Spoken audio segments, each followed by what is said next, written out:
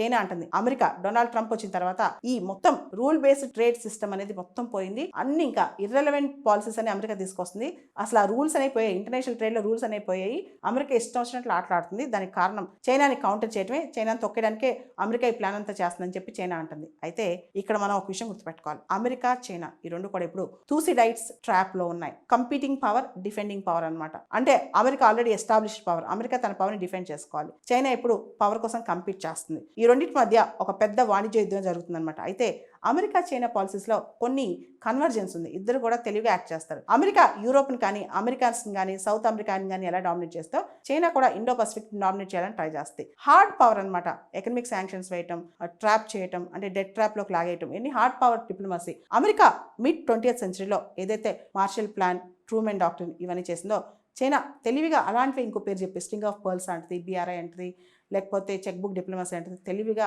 China కూడా దేశాన్ని trap చేస్తుంది అనమాట. మొత్తానికి ఈ రెండు దేశాల మధ్య కయ్యం మాత్రం ప్రపంచానికి తలనొప్పిగా తయారైంది. అంతేకాదు చాలా దేశాలు అమెరికాతో ఇప్పుడు ట్రేడ్ డీల్ చేసుకోవడానికి క్యూ కడుతున్నాయి అనమాట.